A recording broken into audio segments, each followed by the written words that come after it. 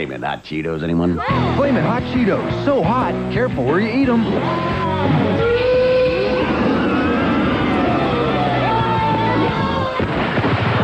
Cheetos, Flamin' Hot snack. Dangerously hot. Richard Montañez was a dropout.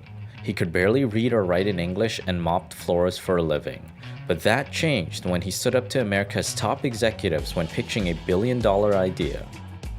The son of Mexican immigrants, Richard was raised in Guasti, California during the 60s. With Guasti being a tiny farming town, he lived in a one-bedroom apartment with his mother, father, grandfather, and 10 siblings.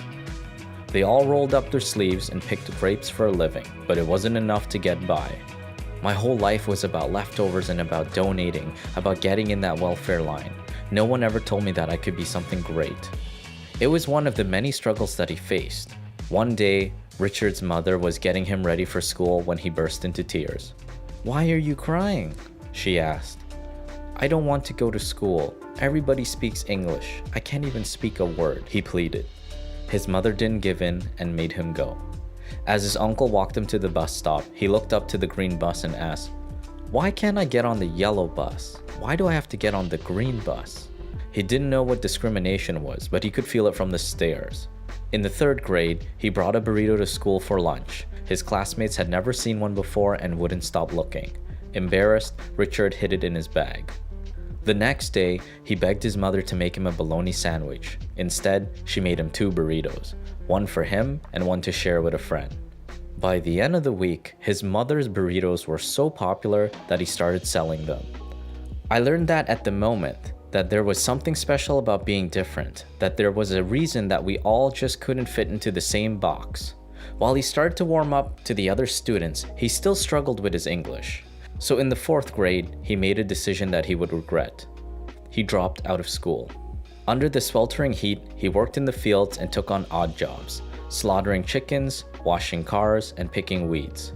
He saw no way out of his life of poverty until his friend told him about a job opening. Down the road in Rancho Cucamonga, a Frito-Lay plant was looking for a janitor. They were willing to pay more than what Richard was making, $4 an hour. It would pave the way for a better life with insurance, benefits, and social mobility. At the time, Richard was 18 and could barely read or write in English, so he asked his wife to help him fill out an application. He met with the hiring manager and was hired on the spot.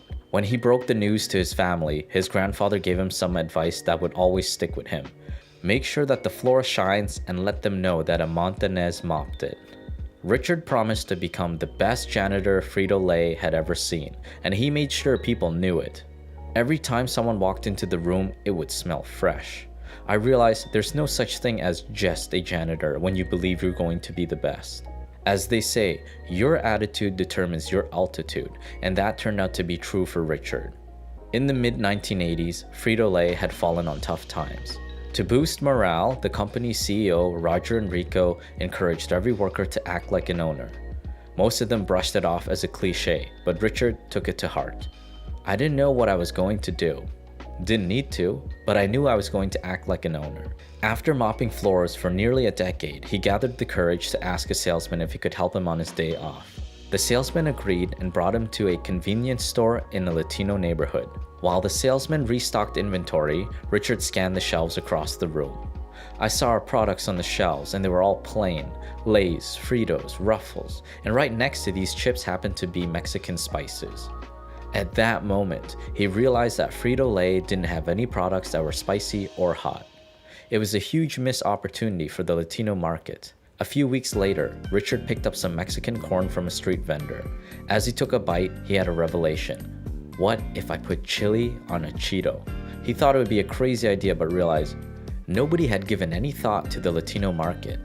It was then that Richard decided it was time to act like an owner. One night, he was working late when a machine broke in the assembly line, leaving a batch of undusted Cheetos. Richard considered it a stroke of luck and took some home. He and his wife spiced them up and nailed down a recipe. When they gave samples to their family and friends, they were hooked. So Richard decided to turn his idea into a product that others could enjoy. But first, he would need to get one person's attention, Frito-Lay's CEO. He grabbed the company phone book and started flipping through the pages until he found his number. Without hesitation, Richard called him. His assistant picked up. Mr. Enrico's office, who is this? Richard Montanez. What division are you with? California. You're the VP overseeing California? No, I work at the Rancho Cucamonga plant. Oh, so you're the VP of operations? No, I work inside the plant. You're the plant manager? No, I'm the janitor. The assistant paused. One moment, she finally said. Richard was connected with the CEO and told him about his idea. He loved it and told Roger that he would be at the plant in 2 weeks. Moments after they hung up, the phone line started ringing off the hook. The president called the division president, who called the vice president, who made more calls to reach the plant manager. They were all demanding to know who was this janitor that just called the CEO. When the plant manager found Richard, he stormed up to him and yelled, "Who do you think you are? Do you realize what you've done? Everybody's coming." Then he told Richard, "You're doing a presentation." Richard thought to himself, "Who do I think I am? What right do I have to call the CEO?" He had never done homework in school, and now he had to give a presentation. He was clueless about what he should do next. When he went home that day, he told his wife he was in trouble. She calmed him down and came up with the idea of going to the library to learn about marketing strategies. They found the right book and copied the first 5 paragraphs word for word. When they went back home, they filled up 100 bags with their samples and drew their own design on each one. On the day of Richard's presentation, he bought his first $3 tie. As he gathered his bags, his wife stopped him at the door. "Don't forget who you are," she said. "Go get what belongs to us." When Richard walked into the boardroom, he thought to himself, here I was, a janitor presenting to some of the most highly qualified executives in America. He delivered his presentation with confidence, until one executive stopped him. "How much market share do you think you can get?" he asked. Richard started shaking. He had no idea what he was talking about. But then he quickly thought about the last time he doubted himself and the lesson he learned. In the 3rd grade on every Tuesday, 2 after-school trainers would pull up. One of them was for the Latino kids. When it came time to stand in line, Richard purposely walked into the other one. You should have heard my friends. Looking at me. Ricardo, estás loco. You're in the wrong line. This is your line. This is where they told us to get in. And I looked at my friends. This is the truth. I said this. They have cookies inside. As he got closer, he second-guessed his decision. What if he got rejected? Even worse, what if the trainers told him he doesn't belong? When I got there, what do you think those 2 ladies did? They filled my pockets with cookies. Why did I get in that line? I was hungry. When you're hungry for that thing you want to accomplish, you won't be afraid. Taking in that lesson, Richard stretched his arms wide and said, That much market share. The room fell silent as the CEO stood up. "Ladies and gentlemen, do you realize we have an opportunity to go after this much market share?" he said with a smile. He turned to Richard. "Put that mop away. You're coming with us." 6 months later, Frito-Lay started testing Richard's idea in small Latino markets in East LA. If it was a success, they would sell more. If it failed, Richard would have to go back to mopping floors. It seemed that there was a big group of executives who wanted it to fail. They thought I got lucky. They were paid big bucks to come up with these ideas. They didn't want some janitor to do it. Richard proved them wrong. By 1992, his idea, now known as Flamin Hot Cheetos, was sold across the US.